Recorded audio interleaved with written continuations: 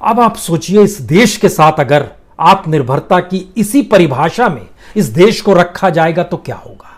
हमें लगता है कि आत्मनिर्भरता का सवाल इस देश में आजादी के बाद से ही शुरू हो गया था, और इस देश के भीतर में जो भी प्रधानमंत्री रहा, जिस भी पॉलिटिकल पार्टी की सरकार रही, अगर उस आत्मनिर्भरता को आज आप समझने की कोशिश करना चाहेंगे तो मौजूदा वक्त की परिभाषा में वही लोग फिट नहीं बैठेंगे।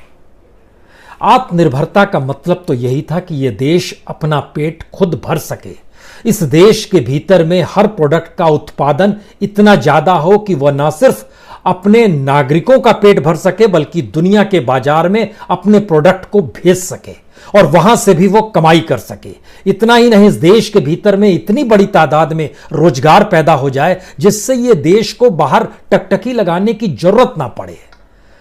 लेकिन मौजूदा सच क्या है, और ऐसे वक्त में जब इस देश के भीतर में संकट है, उस दौर में आत्मनिर्भरता का शब्द वाकई बहुत अच्छा लगता है, लेकिन उस आत्मनिर्भरता की परिभाषा कितनी त्रासदीदायक है, हमें लगता है कि आज पहले आप इसे समझ लीजिए। क्योंकि आजादी के बाद से लेकर अब तक, यानी 1947 से लेकर 2020 तक के सफर को अगर आप परखना शुरू कीजिएगा, इन 72-73 वर्षों में इस देश के भीतर में जितनी इंडस्ट्री खड़ी की गई, उसके जरिए जितनी बड़ी तादाद में वहां पर रोजगार मिला, इस देश के लोगों ने वहां खून पसीने से इस देश को सींचा और उस इंडस्ट्री को, उस फैक्ट्री को आगे बढ़ाया, उसके जरिए जो राजस्व का लाभ सरकारों को मिलता रहा, यह एक लंबी प्रक्रिया है। लेकिन आज इसको बहुत सरल और सामान्य तरीके से पहले समझ लीजिए, फिर आप समझ पाएंगे कि मौजूदा वक्त में कहीं आत्मनिर्भरता के नाम पर आत्मनिर्भर देश को ही बेचा तो नहीं जा रहा है, या फिर आत्मनिर्भरता ही बेचने का दूसरा शब्द तो नहीं गढ़ लिया गया है। हम आपको जिस सफर पे लिए चल रहे हैं, उस सफर की बुनियाद आजादी से ही शुरू होती है। भारत को आजादी मिली, पहले प्रधानमंत्री, पहली सरकार तो नेशनल गवर्नमेंट थी, और नेशनल गवर्नमेंट के सामने एक चुनौती थी कि दरअसल इस देश को आत्मनिर्भर किन किन क्षेत्रों में कैसे कैसे बनाना है। और शुरुआत में 1947 से लेकर 1952 तक, यानी जो पहली नेशनल गवर्नमेंट थी, जब तक किसी एक पॉलिटिकल पार्टी की सरकार इस देश में नहीं बनी थी, इस देश में पहली बार 5 पीएसयू लगे। पब्लिक सेक्टर इंटरप्राइजेस कहिए या पब्लिक सेक्टर यूनिट कहिए, इंडस्ट्री कहिए, फैक्ट्री कहिए, जो कहिए, पब्लिक सेक्टर का मतलब था कि सरकार ने उसे लगाया, अपनी पूंजी से लगाया, उसमें नौकरी दी, उसमें देश के खनिज संसाधनों का उपयोग किया और उससे होने वाले प्रोडक्ट को देश भर में लाभ मिल सके, इस दृष्टि से अलग अलग क्षेत्रों में उसने विकसित करना शुरू किया। नेशनल गवर्नमेंट 5 पीएसयू इस देश में लगाती है, पब्लिक सेक्टर यूनिट्स लगती है। उसके बाद नेहरू की सरकार आती है। नेहरू अपने पहले टर्म में 1952 से 1957 तक 15 पीएसयू लगाते हैं, पब्लिक सेक्टर यूनिट्स लगाते हैं। उसके बाद जब उनका दूसरा सत्र शुरू होता है 1958 से, उसके बाद 64 तक चले जाइए, उस दौर में वह 18 पीएसयू और लगाते हैं। यानी तकरीबन नेहरू काल में ही 1952 से लेकर 1964 तक लगभग 33 पीएसयू बने। इस पीएसयू को लेके किसी आप अलग स्थिति में ना आइएगा। पीएसयू का मतलब मौजूदा वक्त में जो डिसइन्वेस्टमेंट के नाम पर पीएसयू को बेचने की प्रक्रिया शुरू हुई है, भारत पेट्रोलियम को बेचना है, कॉन्कर को बेचना है, एयर इंडिया को बेचना है, शिपिंग यार्ड को बेचना है, ये सब पीएसयू में ही आते हैं, इसको जहन में रखिएगा।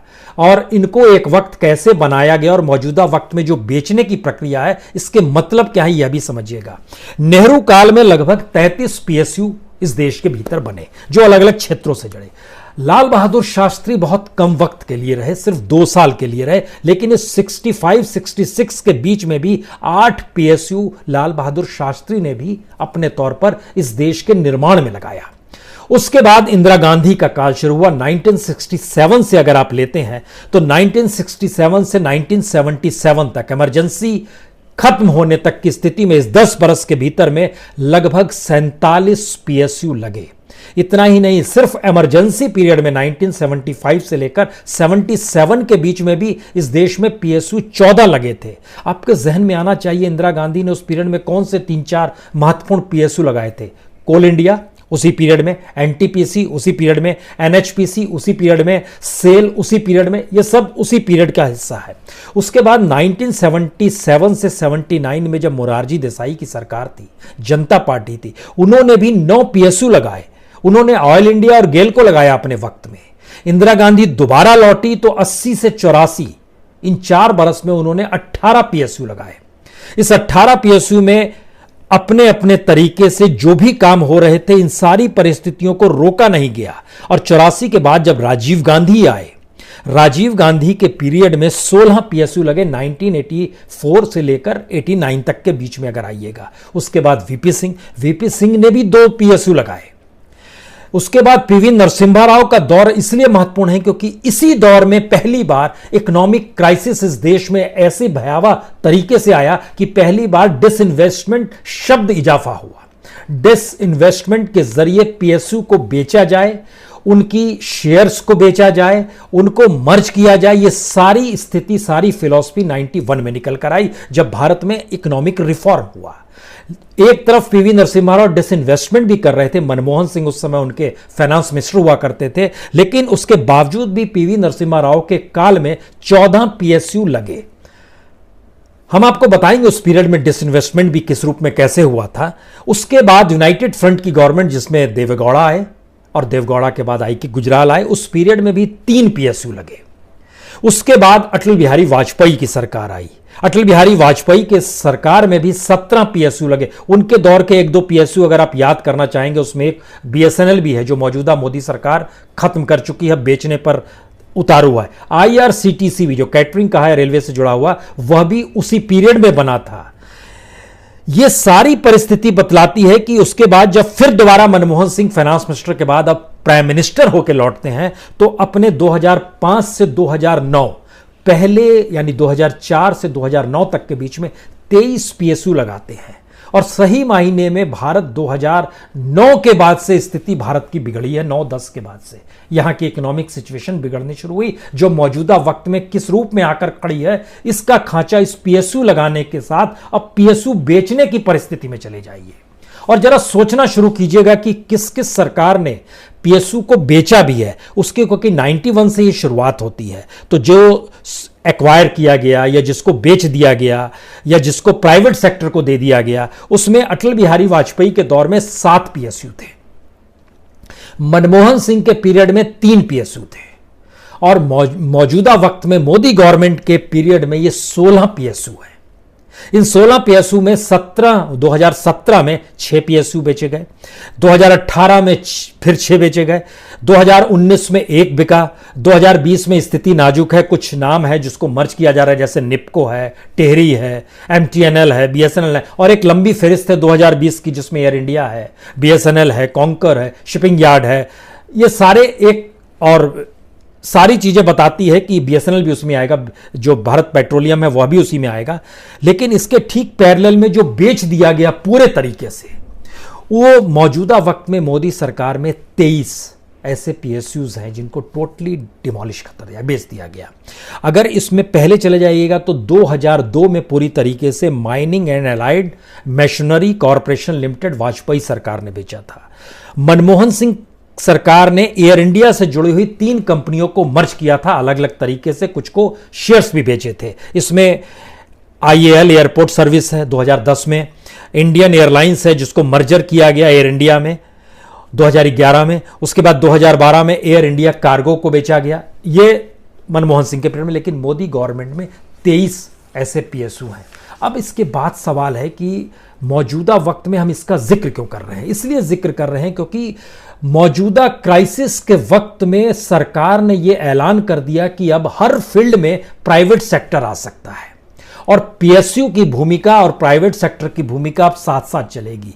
लेकिन जिस जगहों पर खास तौर पर इसका ऐलान हुआ कि हम बेचेंगे, उसमें coal, mining, defence, air space management, airport, power, space, और जो आखिरी है वो न्यूक्लियर एनर्जी तक में हम लोग आ गए हैं। और डिफेंस भी है कि प्राइवेट सेक्टर में अब इसमें चला जाएगा, वहां पर जिसे पैसा लगाना है लगाए। यानी सरकार अब आत्मनिर्भर होने की जगह उस पूंजी को चाह रही है जिस पूंजी के जरिए वह देश को चला सके। सरकार के पास पैसा नहीं है, यहां एक चीज और अपने जहन में रख लीजिए, जो 20 लाख करोड़ का जो पैकेज है उसका जो हमने पूरा आकलन किया है, सरकार की जेब से निकले हैं सिर्फ 2 लाख करोड़। वक्त होगा तो उसको बताएंगे या फिर बाद में बताएंगे आपको, वो पूरा कच्चा चिट्ठा हमने निकाला है। लेकिन जब इस डिसइन्वेस्टमेंट के प्रोसेस में आते हैं तो आपके जहन में यह सवाल होगा कि किस सरकार ने कितना पैसा इस डिसइन्वेस्टमेंट से कमाया जो पीएसयू को बेचा गया, क्योंकि मौजूदा वक्त में 2020-21 का बजट जो है, सरकार को डिसइन्वेस्टमेंट पिछले साल नहीं हो पाया तो इस साल तकरीबन 2 लाख करोड़ तो डिसइन्वेस्टमेंट से ही पैसा उसके पास आना है, ये उसने अपने बजट में लिख रखा है। और अब खरीदेगा कौन, जो आपने एक लिस्ट लगा रखी है स्थितियां, एयर इंडिया कौन खरीदेगा, भारत पेट्रोलियम कौन खरीदेगा, कॉन्कर कौन खरीदेगा, बीएसएनएल कौन लेगा, सारी स्थितियां आपके सामने है। लेकिन आपने इससे पहले क्या क्या किया उस कच्चे चिट्ठे को समझिए, तब आप इस आत्मनिर्भरता और मौजूदा वक्त की उस इकोनॉमी को समझ पाएंगे जिस इकोनॉमी पर से सरकार की आंखों में पट्टी बंधी हुई है। सरकार ने इस देश की इकोनॉमी में रिफॉर्म किया ही नहीं, रिफॉर्म तो नहीं ही किया, उसके समानांतर में सरकार ने कुछ भी चीजें निर्माण के लिए नहीं लगाई, उल्टे जो चीजें निर्माण में लगी हुई थी उसको सेल करना शुरू किया। और जब आप प्राइवेट सेक्टर को इनवाइट करते हैं तो उसमें प्राइवेट सेक्टर हमेशा प्रॉफिट वाली चीजों को खरीदता है, प्रॉफिट वाली जगहों पर पैसा लगाता है, और जिससे आपको प्रॉफिट आ रहा है उसको जब आप प्राइवेट सेक्टर के हवाले कर देंगे तो देश के हाथ में पैसा नहीं आके वो इंडस्ट्रियलिस्ट या कॉरपोरेट के हाथ में पैसा आएगा और फिर आप उससे डील करेंगे। देश की इकोनॉमी ऐसे ही चल रही है।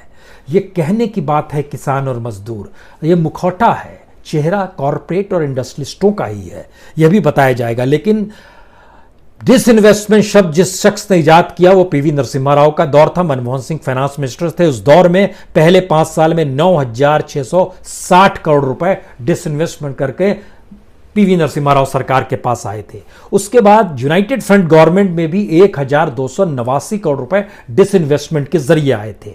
इस परंपरा को में तेजी ले आए अटल बिहारी वाजपेयी, जो कि लगभग 33,000 करोड़ डिसइन्वेस्टमेंट के जरिए उन्होंने अपनी सरकार को 5 साल में 6 साल में चलाने के लिए पैसा मंगाया। उसके बाद मनमोहन सिंह आए, वो और तेजी ले आए, डिसइन्वेस्टमेंट में तेजी आई और उनके पीरियड में जो कि 2004 से 2014 तक का है, 1,41,000 करोड़ का डिसइन्वेस्टमेंट हुआ। पहले में बहुत कम हुआ था, 2004 से 2009 तक डिसइन्वेस्टमेंट ज्यादा नहीं हुआ, लेकिन 2009 से 2014 तक में एक तो पीएसयू लगे नहीं और उसके बाद डिसइन्वेस्टमेंट हो रहा था और तकरीबन 1 लाख करोड़ का डिसइन्वेस्टमेंट उस दौर में हुआ है। उसके बाद जब मोदी सरकार आई तो उसने तो पीएसयू एक तो कोई लगाया नहीं और उस उल्टे उसने पीएसयू का सेल करना शुरू कर दिया और उस सेल के जरिए 2014 से 2020 तक का जो आंकड़ा निकल कर आता है वो 2,79,619 करोड़, और यह 2020 के उस टारगेट से हटकर है जिसमें 2 लाख करोड़ और होने चाहिए। वो कैसे होंगे अब एक सवाल है, लेकिन इन बीते 5-5.5 सालों में लगभग 2,80,000 करोड़ रुपए डिसइन्वेस्टमेंट किए गए, जितने कि 91 के बाद से आज तक नहीं किए गए, उससे ज्यादा इस दौर में कर दिए गए।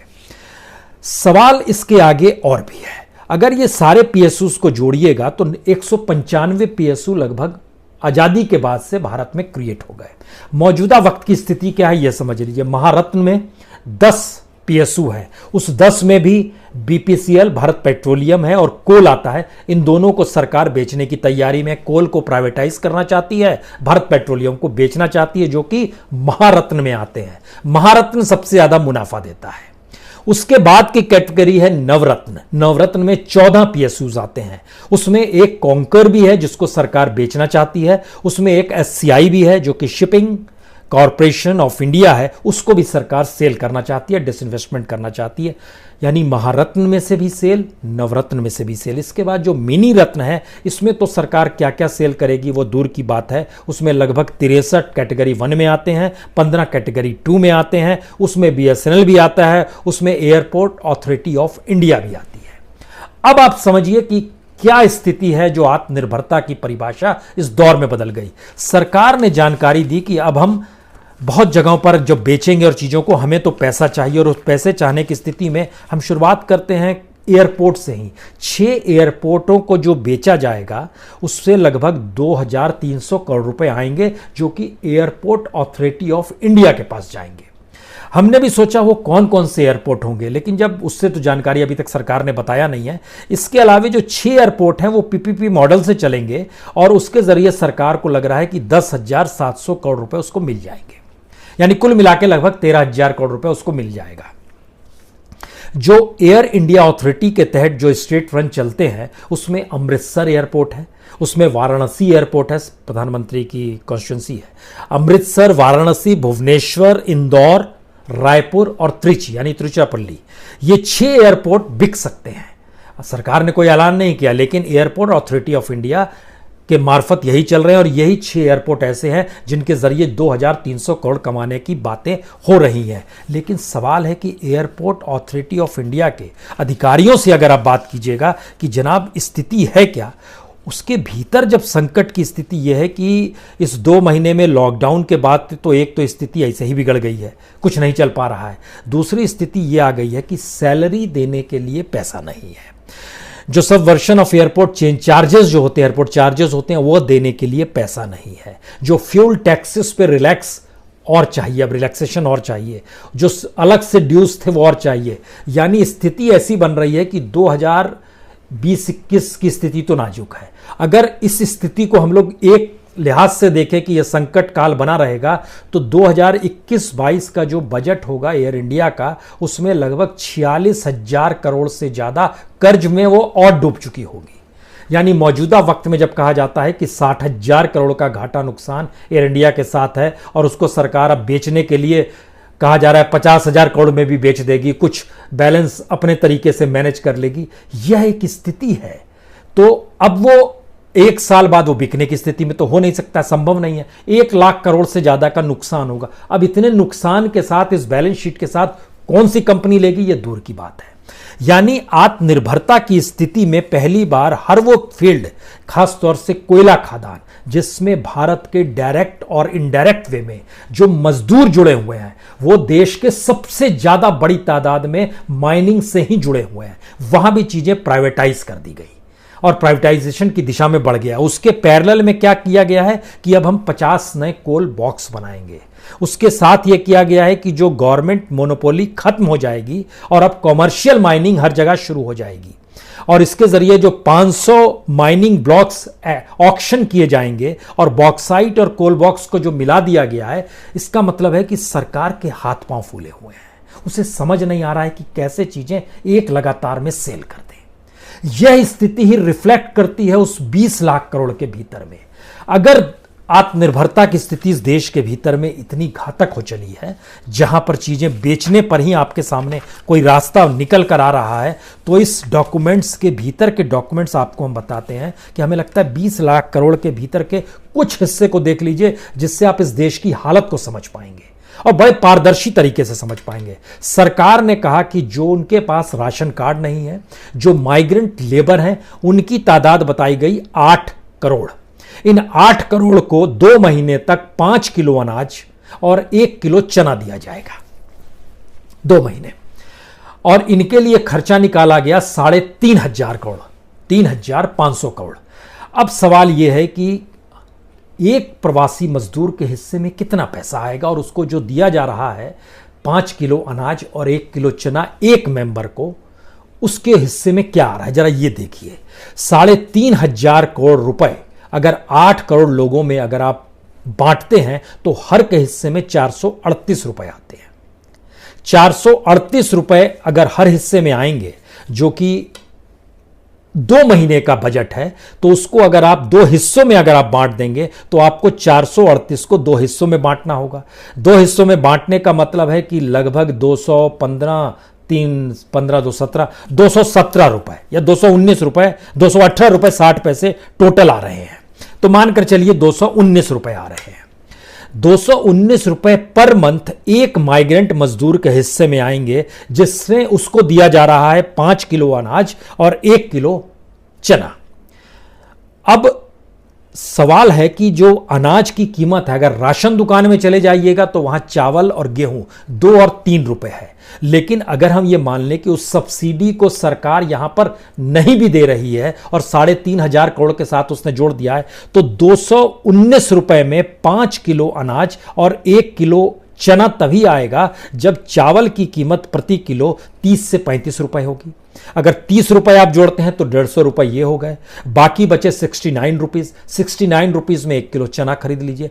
यानी मार्केट रेट से आप प्रवासी मजदूरों को पैसा आप दे रहे हैं, लेकिन दे क्या रहे हैं? 5 किलो अनाज और 1 किलो चना। अब 5 किलो अनाज का मतलब ये होता है, हमें लगा कि हमको ये बताना चाहिए, आप लोगों को भी समझना चाहिए कि दरअसल इस देश की स्थिति क्या है। 5 किलो अनाज का मतलब है कि लगभग 5000 ग्राम। 5000 ग्राम को अगर 30 दिन से डिवाइड कर दीजिएगा तो प्रतिदिन जो आएगा अनाज 166 ग्राम आएगा। और 1 किलो चने को अगर 30 दिन से डिवाइड कीजिएगा, 1000 ग्राम हो गया, वो 30 से डिवाइड कीजिएगा तो आएगा 33 ग्राम। यानी 166 ग्राम अनाज एक दिन का और 33 ग्राम चना एक दिन का। और अगर 2 वक्त में इसको बांट दीजिएगा, अगर 2 वक्त में वो रोटी खा रहा है तो वहां पर 83 ग्राम अनाज होगा और चना जो होगा वह लगभग 16 ग्राम होगा। हम ये क्यों बता रहे हैं? इसलिए आपको बता रहे हैं कि इस देश में सबसे बुरी स्थिति मानी जाती है मिड डे मील की। मिड डे मील में भी जो 1ली से 5वीं तक के बच्चे पढ़ते हैं, उनको जो अनाज दिया जाता है, उनके हिस्से में हर दिन अनाज 100 ग्राम अनाज, 10 ग्राम दाल, 50 ग्राम सब्जी और 5 ग्राम तेल आता है। ये एक 1ली से 5वीं तक के बच्चों के लिए। उससे भी कम इन माइग्रेंट्स लेबर को दिया जाने वाला है। बच्चों को मिलता है 100 ग्राम, यहां पड़ेगा एक व्यक्ति को 83 ग्राम। यहां पर दाल और सब्जी का जिक्र नहीं है, तेल का जिक्र नहीं है, यहां पर सिर्फ चने का जिक्र है। और जो 5वीं से 8वीं तक बच्चा पढ़ता है मिड डे मील में, उसको भी मिलता है 150 ग्राम अनाज। और यहां पर एक दिन में मिल रहा है 166 ग्राम। उसके साथ बच्चों को मिलता है 15 ग्राम दाल, 75 ग्राम सब्जी, 7.5 ग्राम तेल। यहां पर माइग्रेंट मजदूर को मिलेगा हर दिन 166 ग्राम अनाज। 2 हिस्सों में बांटिएगा तो 83 ग्राम, यानी सुबह का भोजन, शाम का भोजन। और चना आएगा 33 ग्राम, यानी 16 ग्राम सुबह, 16 ग्राम। ये स्थिति है। मिड डे मील से भी ज्यादा बुरी स्थिति में माइग्रेंट लेबर को आप ले आए। पहला सच तो ये है। इसकी दूसरा सच में आइए, जो स्ट्रीट वेंडर्स हैं। स्ट्रीट वेंडर्स के बारे में कहा गया कि तकरीबन 50 लाख स्ट्रीट वेंडर हैं और हर को हम 10,000 रुपए देंगे और इसी के लिए 5,000 करोड़ का एक बजट है। हमने यह भी प्रयास किया कि देश के किस किस हिस्सों में कितने कितने स्ट्रीट वेंडर्स हैं। पता चला सबसे ज्यादा स्ट्रीट वेंडर उत्तर प्रदेश में है, लगभग 7,80,000। फिर पश्चिम बंगाल में आते हैं 5,50,000। फिर बिहार में आते हैं 5,30,000। फिर राजस्थान में आते हैं 3,10,000। अब आप सोचिए, जब हम नाम लेते चले जा रहे हैं, इन जगहों पर स्ट्रीट वेंडर को आप 10,000 रुपए तभी दे पाएंगे। आप सुबह पैसा लेके तो निकलेंगे नहीं कि बांटते चले जा रहे हैं। उस स्ट्रीट वेंडर का रजिस्ट्रेशन होना चाहिए और रजिस्ट्रेशन होने के बाद उसके पास क्या क्या होना चाहिए, यह एक इम्पॉसिबल सी चीज है।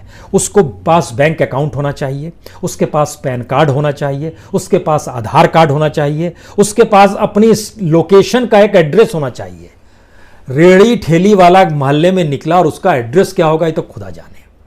इस परिस्थिति में और एक आईडी कार्ड होना चाहिए। ये कैसे रजिस्ट्रेशन होगा, कैसे पैसा बटेगा, किसको बटेगा, किस तरीके से बटेगा? और उत्तर प्रदेश, बंगाल, बिहार, राजस्थान जो और महाराष्ट्र, इन सब को मिला दीजिएगा तो लगभग यहां पर 25 लाख स्ट्रीट वेंडर्स जो सरकार मान रही है वो यहीं पर है।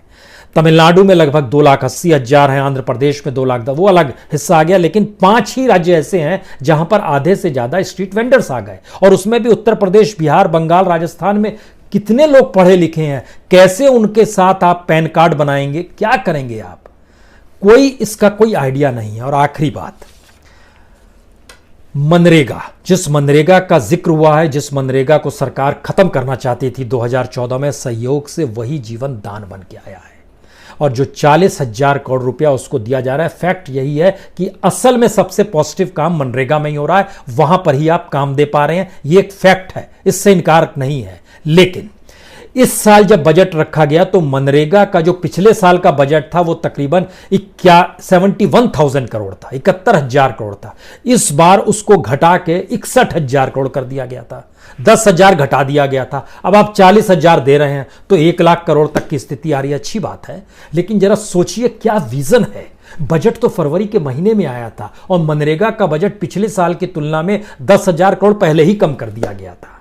और उस मनरेगा के भीतर का सच यह है कि वहां पर तकरीबन 26 करोड़ से ज्यादा मजदूर बैठे हुए हैं, लेकिन आपने जॉब कार्ड जो दिया है सिर्फ 13 करोड़ को दिया है। उस जॉब कार्ड में भी जो एक्टिव जॉब कार्ड है वो सिर्फ 7 करोड़ जॉब कार्ड एक्टिव है, और जो एक्टिव वर्कर्स मौजूद है, इससे पहले जो कोरोना वायरस का संकट है, इस वायरस से पहले 11 करोड़ 71 हजार वर्कर्स सक्रिय था जिसको काम चाहिए, और आज की स्थिति में वो 20 करोड़ पार कर गया है। कैसे काम दे पाएंगे, किस रूप में दे पाएंगे, यह एक स्थिति है।